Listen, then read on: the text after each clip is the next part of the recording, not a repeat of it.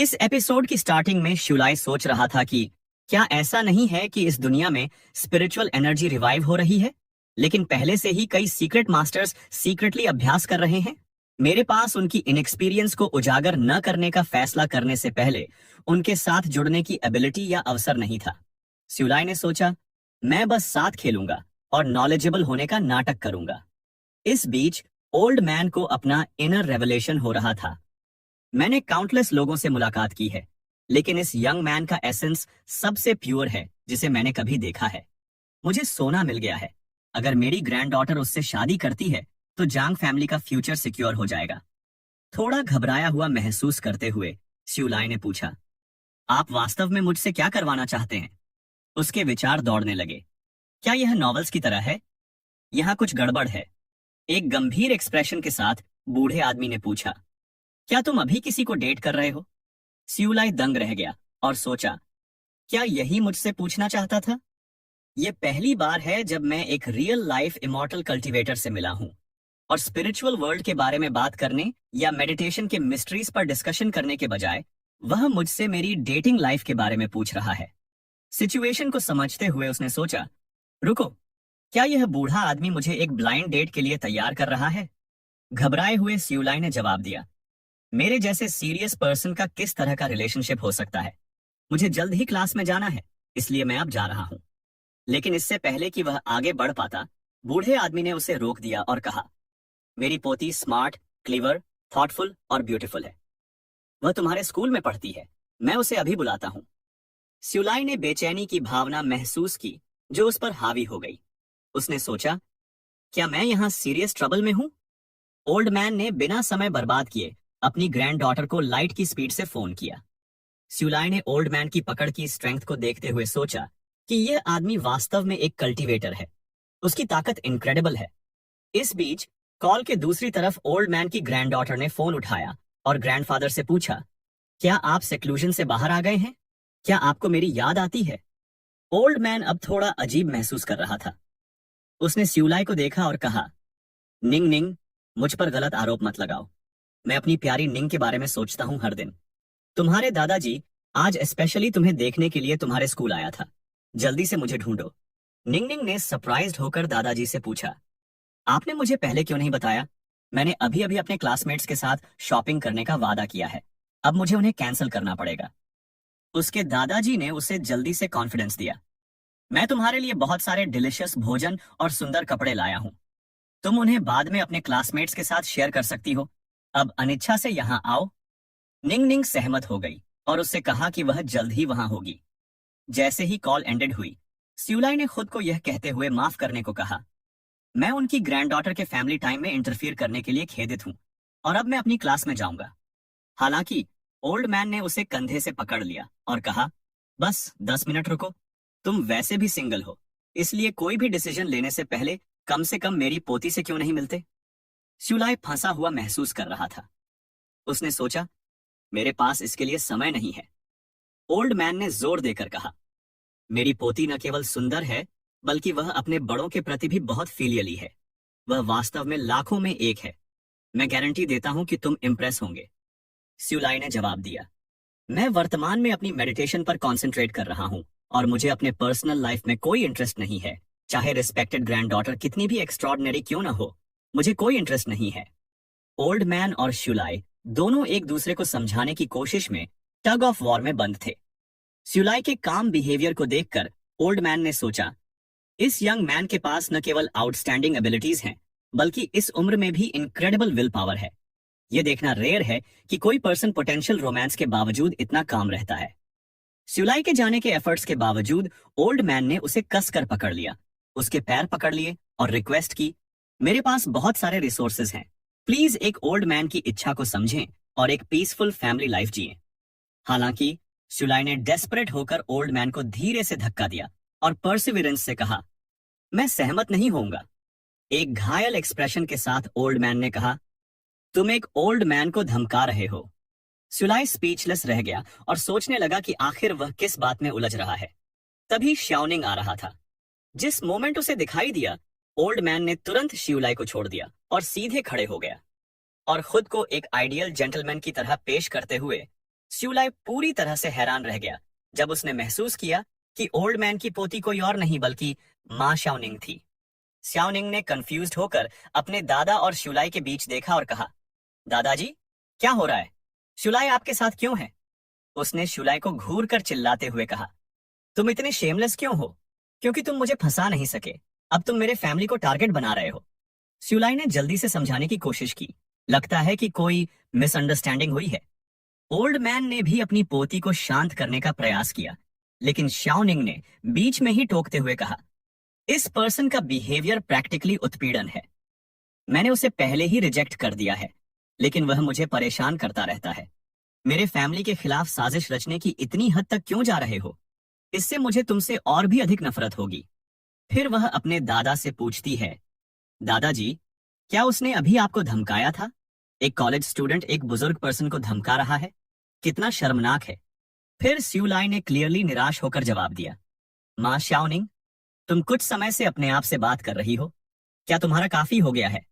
जो कुछ भी यहाँ हुआ है उसमें मेरी कोई गलती नहीं है। ओल्ड मैन ने सहमति जताते हुए कहा, इस यंग मैन ने कुछ भी गलत नहीं किया। मैं तो खड़े खड़े थक गया था, इसलिए मैं आराम करने के लिए लेट गया। हालांकि अंदर ही अंदर वह मन ही मन खुश था कि ऐसे प्रॉमिसिंग यंग मैन को एक बार उसकी पोती पर क्रश था। लेकिन शाओनिंग कॉन्फिडेंट नहीं थी। उसने परसिविरेंस से कहा, दादाजी, आपको उससे डरने की जरूरत नहीं है। मैं आपकी रक्षा करने के लिए यहाँ हूँ। उसके दादा ने डेस्परेट होकर कहा, निंग निंग, तुमको उससे माफी मांगनी चाहिए। तुमने इस अच्छे यंग मैन को गलत समझा है। हैरान शाओनिंग ने उसे एक अच्छा जवान आदमी कहा। ओल्ड मैन ने अपनी बाहों को पार करते हुए सार्कास्टिक मैनर से उत्तर दिया, हाँ, यह तुम्हारा अच्छा यूथ है, ठीक है। उसके दादा ने जारी रखा, मैं सीरियस हूं। निंग, तुम शुलाई से माफी मांगो। फिर गुस्से में शाओनिंग ने वापस कहा, माफी? यह इम्पॉसिबल है। उसके दादा अब अपना धैर्य खो रहे थे और चिल्लाए, शाओनिंग! और शाओनिंग की आंखों में आंसू आ गए। वह चिल्लाई, दादाजी, आप मेरे स्कूल में सिर्फ मेरे साथ बुरा व्यवहार करने के लिए आए हैं। मैं अब आपके साथ इससे निपटना नहीं चाहती। वह मुड़ी और भाग गई। उसके दादा ने उसे रोकने की कोशिश की, लेकिन बहुत देर हो चुकी थी। उन्होंने आह भरते हुए कहा, इस बच्चे को कोई एटिकेट की समझ नहीं है। फिर एक छोटी सी मुस्कान के साथ वह स्यूलाई की ओर मुड़े और कहा, यहाँ कुछ मिसअंडरस्टैंडिंग होनी चाहिए। मैं घर लौटने पर उससे बात करूंगा। ऐसा लगता है कि यह मैच मेकिंग काम नहीं करेगी। स्यूलाई ने कैओटिक सीन देखा और पूछा, तो क्या मैं अब जा सकता हूं? लेकिन ओल्ड पर्सन ने उसे रोकते हुए कहा, वेट, मैं बता सकता हूं कि तुमने अभी प्रैक्टिस करना शुरू किया है। मेरे आसपास इतना अलर्ट रहने की कोई जरूरत नहीं है, अपनी फाउंडेशन को एक्सपोज करने से डरते हुए।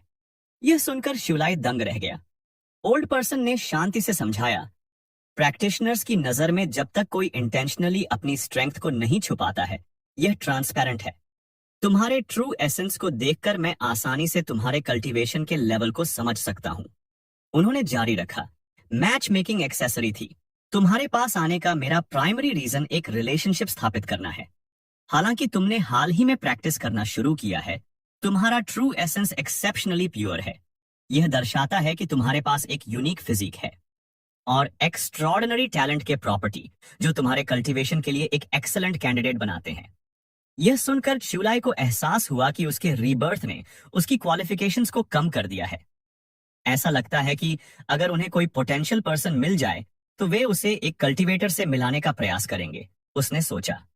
स्यूलाई के रिफ्लेक्टिव मूड को देखकर ओल्ड मैन मुस्कुराया, तुम अभी भी कल्टीवेशन से रिलेटेड किसी भी बात पर चर्चा करने में झिझक रहे हो, जो कल्टीवेशन की दुनिया में तुम्हारे कॉशियस नेचर को दर्शाता है। सतर्कता एक गुण है। यदि तुम सावधान नहीं हो तो तुम उन लोगों के शिकार हो सकते हो जो ट्रेजर्स के लिए किलिंग करते हैं। मुझे यह भी डाउट है कि तुम्हारे पास कोई टीचर नहीं है और तुमने सब कुछ अपने आप सीखा है। मैं तुम्हारे कैरेक्टर की अप्रिसिएशन करता हूं और तुम्हारी एबिलिटी और समझ के बारे में आशावादी हूं। समय आने पर तुम अनडाउटेडली ग्रेटनेस प्राप्त करोगे। मैं तुमसे तब तक मिलना चाहता हूं जब तक तुम पोलाइट हो, ताकि जब तुम सक्सेस की ओर बढ़ो तो मेरे जांग फैमिली को रिलेशन से बेनिफिट मिल सके। मुस्कुराते हुए ओल्ड पर्सन ने सोचा कि ऐसा लगता है मैंने उसे मना लिया है। मेरा अगला कदम उठाने का समय आ गया है। उसने फिर स्यूलाई से कहा, इस वीक लाओ जून माउंटेन पर चुनजुन टेम्पल में मेरी ऑनेस्टी के शो के लिए एक कल्टीवेशन कॉन्फ्रेंस आयोजित किया जा रहा है। मैं तुमको मेरी सीनियर सिस्टर से समय आने पर मिलवाऊंगा, जो कि थर्ड सेक्टर में एक एक्सपर्ट के रूप में मैं आगे कोई सफलता हासिल नहीं कर सकता और शायद तुम्हारा गाइडेंस करने में एबल न हो।